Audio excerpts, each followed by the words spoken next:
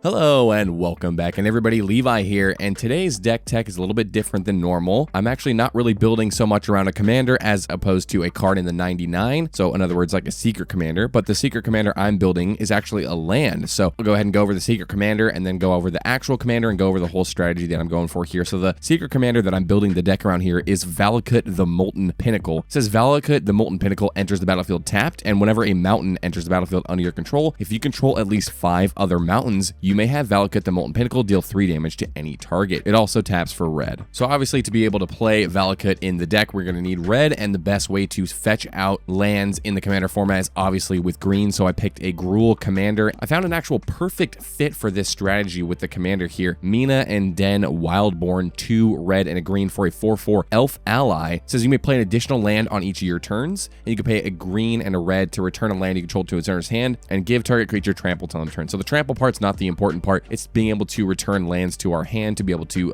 play more mountains per turn, therefore shooting people in the face or controlling the board for 3 damage. Also, since I have a lot of cards that fetch out specific lands, I threw in a couple other lands that I want to go get after I already got my Valakut out on the field. So I also threw in Dark Depths. It's a legendary snow land. It enters the battlefield with 10 ice counters. You can pay 3 to remove an ice counter from it, and when it has no ice counters left, you sacrifice it and create Merit Lage, a legendary 20/20 black avatar creature token with flying and indestructible. Also, I threw in the other half of the combo with Dark Depths. It's Thespian Stage. If you've never seen it before, it's a land, taps for colorless. You pay 2 tap, and it says Thespian Stage becomes a copy of target land, except it has this ability. So how this works is you have your Thespian Stage become a copy of the Dark Depths. It doesn't copy the counters, obviously, because that's not how that works. Then it immediately sacrifices, and you get your 20/20 with flying indestructible. Pretty awesome combo in this deck. You can also have your Thespian Stage become a copy of your Valakut if you wanted to go off and you have 5 or 6 or 7 mountains you're gonna be able to play in a single turn. Having the Thespian Stage become a copy of Valakut just basically doubles up all of your damage. Very similarly to that one, I have Vesuva. Unfortunately, this one doesn't work with Dark Depths, but it does work with copying Valakut. It says you may have Vesuva enter the battlefield tapped as a copy of any land on the battlefield. So obviously we're going to be choosing our Valakut most likely. And I would like to point out at the top of the video that this is not one of my normal deck techs, because I usually keep my decks between like 50 and 80 bucks. But seeing as how Valakut is like almost a $30 land, I thought I would put a budget around like 150 bucks for this deck. I didn't want to go too far out of my normal range, but I knew obviously I couldn't stay within the normal bracket for how exactly I wanted to build this deck. With all that being said, let's go over some of the ways that I have to fetch out Valakut and those other lands that I talked about. Obviously, the best one in the format is going to be Crop Rotation, 1 green for an instant. As an additional cost to cast this spell, you sacrifice a land. Then it says you search your library for a land card, put that card on the battlefield, then shuffle. So what this does is just trades out one of your mountains or forests or whatever for the Valakut. I have several cards similar to the Crop Rotation in the deck, but I'm not going to go over them here. I also have just some generic really good ramp in the deck, like Harvest Season, 2 and a green for a sorcery. It says search your library for up to X basic land cards, where X is the number of tapped creatures you control, and put those cards onto the battlefield tapped, then shuffle your library. So a little bit later in the game, once you have your Valakut out, once you already have your 5 mountains out and you have a few creatures out in the battlefield, you go ahead and swing with them, cast your Harvest Season on the second main, and then just be able to mow down your opponents with a bunch of damage. Speaking of damage, I also threw in a Tunneling Geopede, 2 and a red for a 3/2 insect with Landfall. It says whenever a land enters the battlefield under your control, it deals 1 damage to each opponent. So this one basically just speeds up exactly what we're doing with the Valakut. However, this one is a creature, so it's a little bit easier for your opponents to remove as opposed to the Valakut. So I have some other damage pieces in the deck like Seismic Assault. It's triple red for an enchantment. It says discard a land card and it deals 2 damage to any target. So with Seismic Assault, you're gonna have to be careful a little bit. You're gonna have to wait until you have either your Ramunap Excavator or some of your other cards that let you get lands out of the graveyard before you want to be, pitching all of your lands to the Seismic Assault just to do damage, because you want to also be getting the value off of the Valakut. If you do have your Ramunap out and a bunch of ways to play additional lands per turn, you can, discard 5 or 6 mountains, deal a bunch of damage, then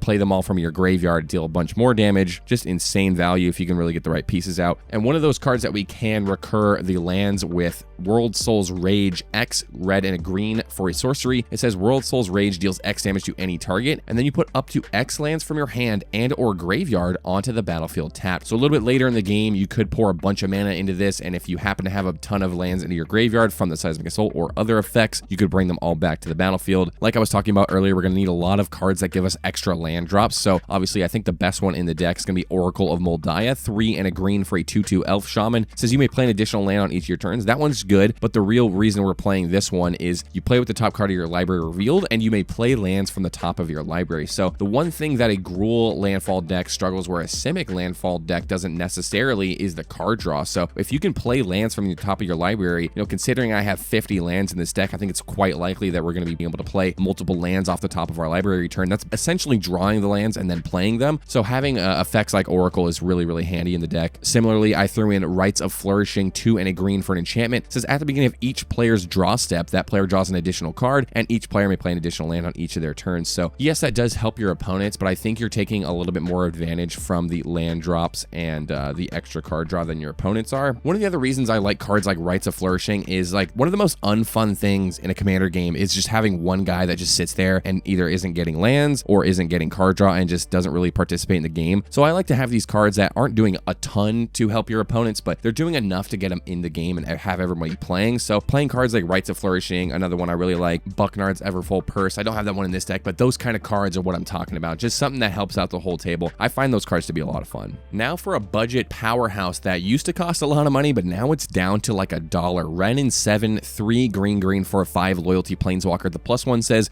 reveal the top 4 cards of your library, then you put all land cards revealed this way into your hand and the rest in your graveyard. The 0 is put any number of land cards from your hand onto the battlefield tapped. Absolutely insane value for this guy. The -3, create a green tree folk creature token with reach, and this creature's power and toughness are each equal to the number of lands you control. So later in the game, if you don't really need to be putting a bunch of lands from your hand on the battlefield tapped, if you don't, say you don't have any or something like that, you do the -3, then you can create some tree folks that could obviously help out with closing out the game. And last but not least, the -8 says return all permanent cards from your graveyard to your hand, and you get an emblem with you have no max hand size. Just an overall ridiculous planeswalker, and it's super good in this exact strategy. Next up, I'm going to be talking about the utility in the deck, just some cards that don't really fit into the other categories, but really help propel the strategy forward. I think the utility is my favorite part of this deck. There's some really cool stuff in here. Ever since Crimson Vow came out, I was really interested in the Cultivator Colossus combo. I'll go ahead and talk about it now. 4 green for a star plant beast with trample. It says Cultivator Colossus's power and toughness are each equal to the number of lands you control. That's also really good, similar to the tree folks that we make from Wrenn 7. However, the important text is when it enters the battlefield, you may put a land card from your hand onto the battlefield tapped. If you do, you draw a card, then repeat this process. So this one famously combos with Abundance, 2 green for an enchantment. If you would draw a card, you may instead choose land or non-land and reveal cards from the top of your library until you reveal a card of the chosen kind. You put that card in your hand, put all the other cards on the bottom. So how this works, you have your Abundance in play and you cast your Cultivator Colossus for 7, has the ETB trigger, you put a land from your hand onto the battlefield tapped, and then you go to draw a card, and when you draw the card, Abundance says, would you like a land or would you like a non-land? You say, I would like a land. So you flip until you hit the land, then you repeat the process. So you can put that land onto the battlefield, then you draw another card. So basically how this works, if you have Cultivator Colossus and Abundance on the field, you take every single land out of your deck and you put them on the field. If you have your Valakut out, that's pretty much game over because there's I think there's like 30 mountains or something in the deck. So by the time you get this combo off, your opponents probably will have lost some life and you could end up killing all your opponents with this combo. Really, really fun one, I think. Next up, a card that I think should just see more play in a lot of different decks. I've been really liking Fogs as of late, so I have Jaheira's Respite in here, 4 and a green for an instant. Search your library for up to X basic land cards, where X is the number of creatures attacking you, and then you put all those cards onto the battlefield tapped, then shuffle, and then you Fog. You just prevent all combat damage that will be dealt this turn. Now, I know 5 mana does seem like a lot for a Fog, but in a deck like this where we're making multiple land drops per turn, I don't think it's that hard to be able to keep up the 5 mana while also being able to do stuff on your turns. That plus, who knows, if you're playing against a token deck or something and 10 little goblins or whatever swing in on you, pay 5 mana to go get out 10 mountains and deal 30 damage to that opponent's face and just kill them. Sounds like a pretty good trade-off in my opinion. Next up, similar to our commander's second ability, I have Living Twister, red and a green for a 2/5 elemental, has 2 different activated abilities. The first one is pay 1 and a red and you discard a land card. Living Twister deals 2 damage to any target, so kind of like Seismic Assault, but a little less good because you have to pay the mana. Second ability just costs 1 green. You return a tapped land you control to its owner's hand, so float a bunch of red into your mana pool, bring them all back to your hand, and play them all out again. Gets you a ton of mana, plus a lot of damage with your Valakut. Speaking of Valakut, I have another way to copy it that's not on a land, and that's with Mirage Mirror, 3 mana artifact. You pay 2, and Mirage Mirror becomes a copy of target artifact, creature, enchantment, or land until end of turn. You could use it to copy some of your other creatures or enchantments if you want, but I think for the most part, we're going to be copying our Valakut with this one. And like I talked about earlier, Ramanop Excavator is a great fit in this deck. 2 and a green for a 2/3 Naga Cleric. You may play lands from your graveyard. That's all it says. Very nice, sweet, and simple. You could throw in like a Crucible Crucible of Worlds, and there's also some other cards that let you play lands out of your graveyard. I don't think it's really necessary because I think it's kind of a little bit more fringe than anything, but I would like to have it in there, at least one option. That way you can combo with the Seismic Assault. And the last card I'm going to be talking about today, Prismatic Omen, 1 and a green for an enchantment. It says lands you control are every basic land type in addition to their other type. So it basically mana fixes you, but in a deck like this where our Valakut wants us to be playing mountains, it's really important that every land that we have, you know, in our hand that we're playing, even if it's a forest, when you play it, it also counts as a mountain, so that will trigger your Valakut. So that's pretty much all I have for the Mina and Den Wildborn / Valakut, the Molten Pinnacle deck. You know, I never really liked Landfall decks very much because they are pretty similar in what they want you to do. You know, you just play a bunch of lands. Normally, it just get a bunch of tokens or a bunch of random value from different, like, green effects. The red ones aren't really used as much as the green ones, so having the deck completely focused around Valakut kind of changes the way you build the deck and how you want the game to play out, and I thought it would be a really interesting take on, you know, a Gruul Landfall deck. But that's pretty much all I have for today. If you want to check out the full deck list, I have the Architect link down in the description. Thank you guys so much for watching. If you want to help support the channel, go ahead and leave a like down below or subscribe if you like my content, and I will see you guys in the next video. All right, take care.